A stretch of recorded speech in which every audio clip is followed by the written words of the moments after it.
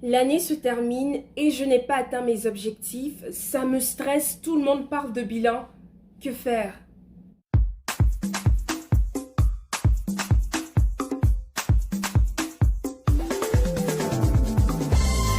Je ne peux pas m'empêcher de parler de lui, car sa parole est comme du feu dans mes os.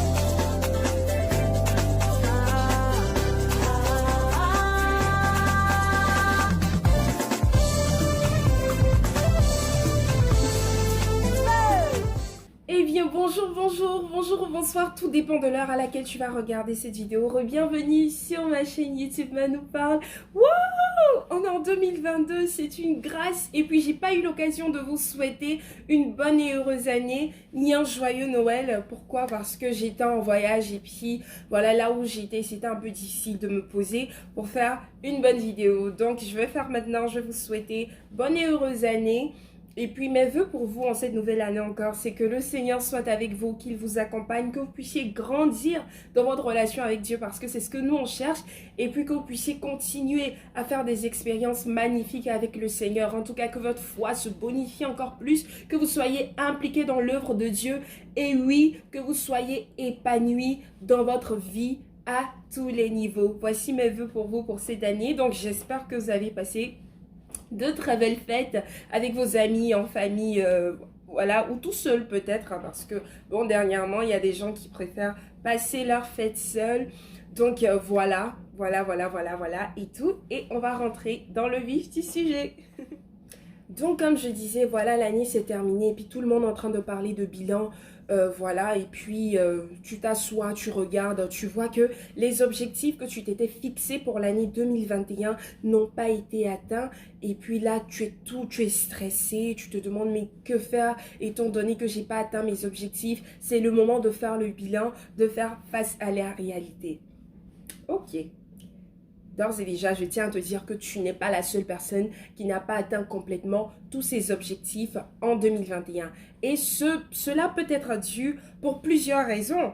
Donc, ce qu'il faudrait faire premièrement, c'est de connaître l'importance du bilan. Du coup, je suis sûre que tu connais l'importance du bilan ou du moins, tu veux pas y penser. Mais c'est important de faire un bilan. Pourquoi?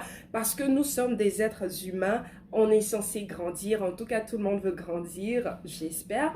Et donc, on avance en âge et puis, autant on grandit dans la foi, il est important pour nous de voir à quel niveau nous en sommes. Donc, le bilan te permet de voir à quel niveau tu en es et à quel niveau tu te situes, à quel point tu te situes. Il est important de se fixer en fait des objectifs et de faire le bilan pour voir, ok, ici ça a marché, ici ça n'a pas marché. Donc déjà le bilan, ce n'est pas une chose qui doit t'effrayer, ce n'est pas une chose qui doit être effrayante. Ce n'est pas effrayant de faire face à son bilan.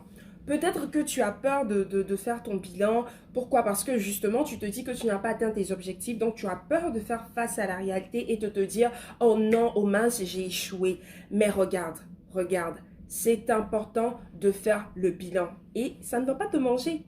Donc, comment faire ton bilan? Je suis sûre que tu as peut-être regardé beaucoup de vidéos qui en parlaient ou pas du tout, mais c'est très simple. Si tu t'étais fixé des objectifs en 2021, il te suffit en fait de prendre ta liste d'objectifs que tu t'étais fixé et de voir si X, tu as fait, Y, tu n'as pas fait, X, Y, tu es au milieu ou pas du tout. Pourquoi? Parce que ça va te permettre en fait de te rendre compte que, oh là, le temps il avance et puis j'étais censé avoir fait ça avant telle date ou avant tel moment.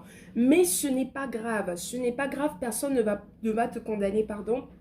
Si tu n'as pas atteint tes objectifs, personne ne va te condamner. C'est plus sur toi-même que tu mets une pression et c'est souvent normal, mais il ne faut pas exagérer. Alors, c'est super important de faire ton bilan.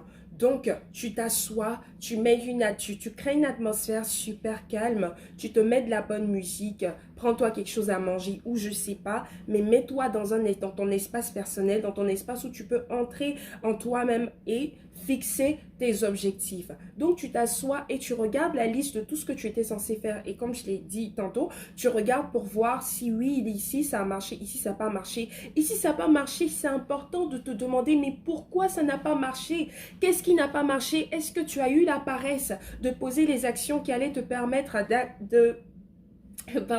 qui allait te permettre d'atteindre tes objectifs, ou c'était peut-être à cause de d'autres circonstances qui ne dépendaient pas forcément de toi. Disons que tu voulais te lancer dans un projet et que finalement, on est en temps de pandémie, donc finalement, tu n'as pas eu les fonds nécessaires, ou etc., etc.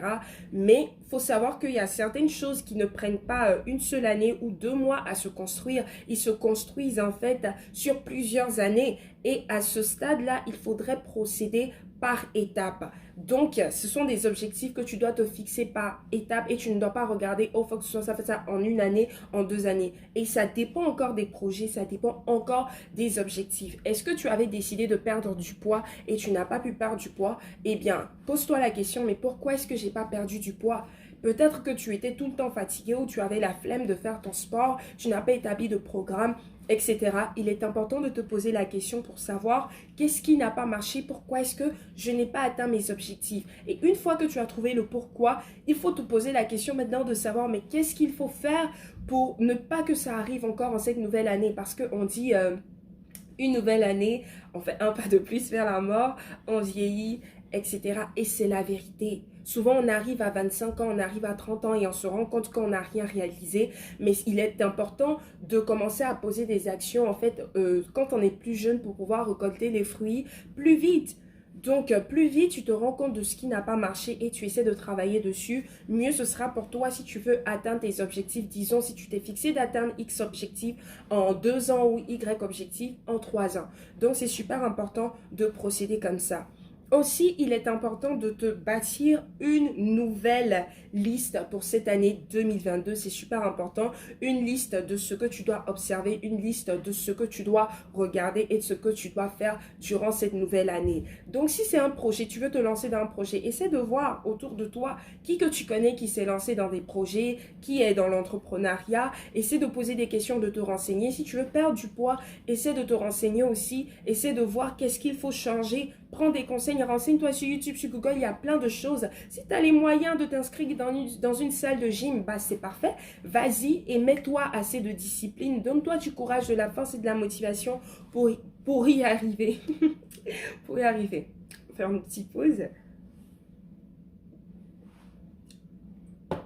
Donc, pour y arriver, c'est super important. Mais c'est ce qu'il faut faire. Il faut te bâtir une liste d'objectifs parce que c'est ce qui va te booster pour cette nouvelle année. Chaque matin, quand tu vas te réveiller, tu seras comme, oui, je dois faire ci, je dois faire ça, je dois faire ci, je dois faire ça. Et il faut garder ta motivation. Mais pour garder ta motivation aussi, il ne faut pas oublier un domaine important de notre vie.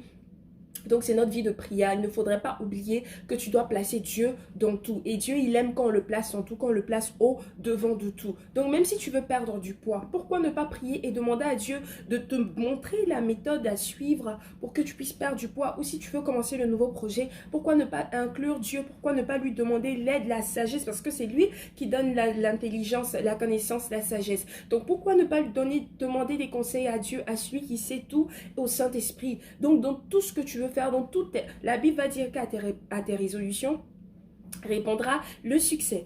Donc, inclus Dieu dans tout ce que tu es en train de faire et dans tout ce que tu veux commencer. Il y a certains objectifs qui vont venir de toi et il y a certains objectifs, en fait, que Dieu veut que tu te fixes et que tu accomplisses. Donc, il est important aussi en ce début d'année de demander la direction du Saint-Esprit, même dans l'écriture de tes objectifs. En fait, il est important de demander à Dieu de t'éclairer pour ne pas que tu puisses te fixer des objectifs qui ne sont pas réalistes et à la fin de l'année, avoir peur de faire face à tes objectifs et faire face à ton bilan. Donc, c'est important. Le Saint-Esprit, il est là pour nous. Il est là pour nous guider, pour nous conduire. On peut lui demander de l'aide dans toutes choses. Donc, demande-lui, Seigneur, quels sont les objectifs qui sont vraiment importants pour moi? Et ça, là, moi-même, je suis en train de prendre note. Quels sont les objectifs qui sont vraiment importants pour moi, qu'il faut que je me fixe pour cette année et qu'il faut que j'accomplisse? Aussi, tu dois comprendre que Dieu n'est pas limité dans le temps. Dieu n'est pas limité dans le temps ni dans l'espace en fait.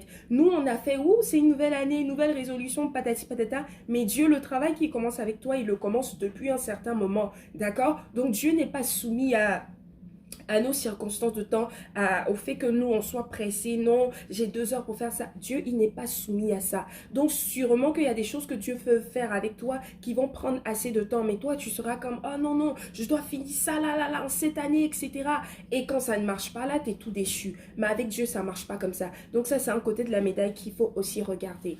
Donc, je parle beaucoup là, mais aussi, il faut apprendre à célébrer tes petits objectifs, tes petites victoires et tes échecs, parce que tout cela fait partie d'un processus. Quand tu échoues quelque part, tu te rends compte de ce qui n'a pas marché et demain, tu arrives à ne pas échouer là où tu as échoué. Donc, apprends à revenir aussi sur ce qui s'est passé en 2021.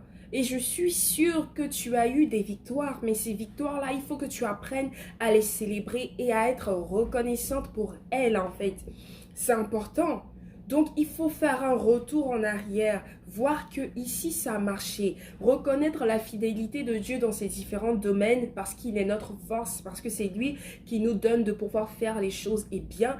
Donc, lorsque ça marche, il faudrait lui être reconnaissant. Donc, célébrer tes petites victoires et te dire oui, ici ça a marché, ça va marcher encore plus, je vais avancer. Donc apprends à être reconnaissant pour tes petites victoires et apprends aussi de tes échecs, c'est super important, c'est comme ça qu'on grandit.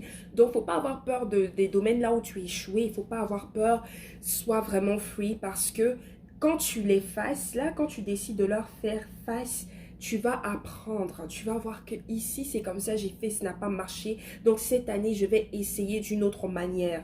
D'accord? Donc, n'aie pas peur des domaines là où tu es tombé. N'aie pas peur de faire face aux échecs que tu as pu avoir. Mais célèbre les petites victoires. Célèbre les petites victoires et sois reconnaissant à Dieu. C'est vraiment une clé importante. Sois reconnaissant à Dieu.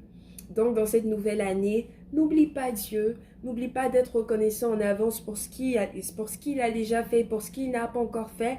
N'oublie pas de t'attendre à lui et n'oublie pas de lui demander la direction dans tout ce que tu veux faire. Mais c'est super important de faire ton bilan pour que tu puisses voir là où tu t'en vas et pour que tu puisses te rendre compte en fait qu'il y a quelque chose que tu dois faire, pardon. Parce que quand on ne se fixe pas de bilan, on est un peu éparpillé, on pense qu'on a tout le temps, on est distrait. Mais quand tu te fixes un bilan, et aussi le bilan là que tu te fixes, c'est pas pour l'oublier, c'est pour le regarder. Et à chaque période, regarder, te souvenir que je dois faire. Donc le bilan, il n'est pas fait pour être écrit, fermé dans un cahier, puis à la fin de l'année, oh, j'ai rien fait. Non. Tu écris ton bilan, tu écris tes objectifs là pour cette nouvelle année. Et puis comme ça, tu vas te rappeler chaque fois que tu regardes, parce qu'on a tendance à oublier. Donc quand tu écris ta liste d'objectifs là, c'est pas pour oublier ça, mais c'est pour que tu puisses regarder, pour te souvenir de ça à chaque étape, donc à chaque moment que l'année, elle avance. Donc, c'est ce que j'avais à te partager aujourd'hui. J'espère que ça a pu t'aider quelque part. J'espère que tu as pu prendre note de ce que j'ai dit. J'ai parlé beaucoup et désolée, je parle beaucoup. Mais voilà, aussi, vous m'avez manqué. C'est un plaisir de revenir. Cette année 2022 nous réserve des choses merveilleuses et des témoignages merveilleux. Donc, on s'attend, Seigneur, pour cette nouvelle chaîne. Je m'attends, Seigneur, pour tous les domaines de ma vie. J'espère que tu vas en faire autant. Voilà, bisous. Et puis, bonne et heureuse année 2022. Hey!